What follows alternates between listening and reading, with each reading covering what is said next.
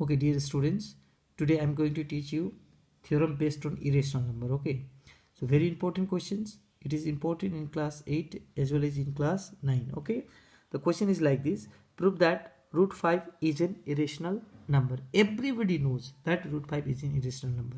Now we have to prove this. How to prove this? Very simple concept is required here. Like you have to this type of many questions I have already written here also. You can take the screenshot of this piece of question and note it down. Okay, or you note it down so that for the practice I have given some questions so that you can practice it. Okay, now you see here how to prove this. Root 5 is an irrational number. Just to prove this, in this type of question, in this type of theorem, you always remember that we have to take the contradiction theory. Just to prove this means you have to assume root 5 is a rational number, and after that at last you have to prove that our assumption is wrong. Understood or not? Our assumption must be proved wrong. So I am now going how to do. I will show you here solution. Okay, now root 5 is an irrational number. Now we have to, in the beginning we have to assume that root 5 is a rational number. So assume that root 5 is a rational number. Okay, so as you know, the rational number can be represented in the form of p by q, in which p and q are integers and q should not be 0, and p and q must be co-prime, and p and q are always co-prime. You always remember this. Okay, so therefore root 5 is equal to p by q, because rational number can be represented in the form of p by q, can be written in the form of p by q. So root 5 is equal to p by q. Here you always remember, here p and q are integers, and b is not equal to 0, or q is not equal to 0, and p and q are co-prime. Okay, so what is co-prime? I just want to deal this point also. Co-prime numbers. Okay, the numbers which have no any common factor except 1, those numbers are called co-prime numbers. Okay, like 7 and 8 are co-prime numbers. Why they are co-prime? Because there is no common factor except 1. They don't have any common factor except 1. If you find out the all factors of 7, 1 and 7, or all factors of 8 is 1, 2, 4 and 8. So common factor is what? 1 only. So 7 and 8 have only one common factor. They don't have any other common factors. That's why they are called co-prime numbers. And you always remember that co-prime numbers cannot be divisible by any other number except 1. Both cannot be cancelled by any other number except 1. So you always remember this. So here p and q are co-primes.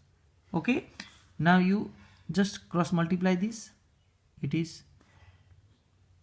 5 has no denominator. Now cross multiply, p1 is p q root 5. Okay, now let us squaring both sides. You can write here squaring both sides. So it is now p square equal to 5q square. Okay, this 5q square can be written 5 multiply q square. Okay, why I am writing in this way? It means I want to show you that 5 is one of the factor of p square. Okay, therefore 5 is a factor of p square. If 5 is the factor of p square, then 5 is a factor of p also. You always remember this. Okay, if 5 is one of the factor, if 5 can divide p square, then 5 can divide p also. That is why if 5 is the factor of p square, so 5 is the factor of p also. So you always remember. Therefore let me take this one as equation number 1. Okay, so you always remember 5 is a factor of p. It means p can be divisible by 5. 5 can divide p. Okay, now you assume that, let us again assume that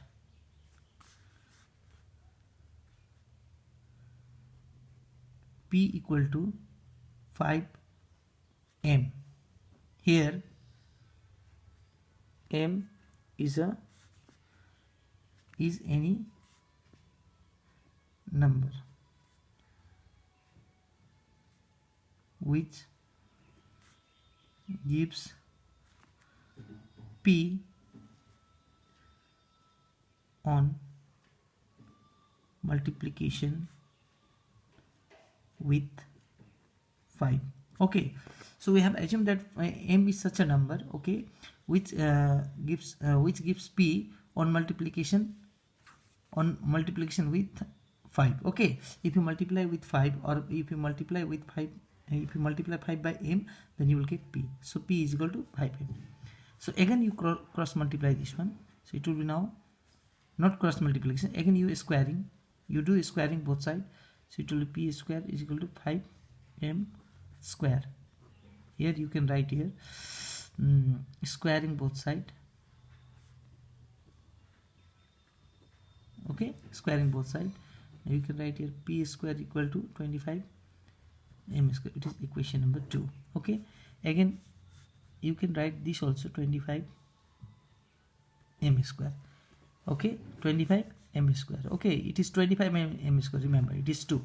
It means, you see here, it means now here 25 is the, remember 25 is the you don't have to see this. Okay, equation number 2, it is equation number 1, it is equation number 2. If you observe equation number 1 and 2, equation number 1 you see here, equation number 2 you see here. If you observe this both the equations, then you will find that by observing 1 and 2, we get, what do we get after observing 1 and 2?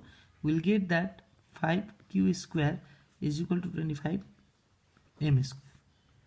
Okay, 5 5 is 25, so q square is equal to 5 m square. This can be written 5 multiply m square. Got my point? This can be, it means 5 is the factor of q square. Therefore 5 is a factor of q square. If 5 is the factor of q square, therefore 5 is a factor of q. In the same way, here you see 5 is the factor of p square, it means 5 is the factor of p. So similarly, if 5 is the factor of q square, then 5 will be the factor of q also. It means p and q are not co-prime, because co-prime numbers cannot be, co-prime numbers may not have any common factor except 1. But here we proved that p and q have one common factor, that is 5. P and q both have one common factor, that is 5. 5 is one factor of p, 5 is also the factor of q. So it means 5 is the common factor of p and q. So p and q are not co-prime numbers. If p and q are not co-prime, means p by q will not be rational. Okay, means p by q is not rational number.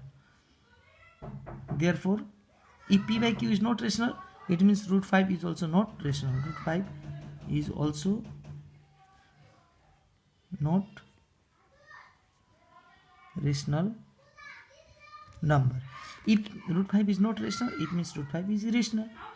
So root 5 is an irrational number. Okay, by looking this theorem, how I have proved, in the same way you can prove this set of questions I have already given here. You see, you just take a screenshot of this question, after that solve it and submit me. Okay.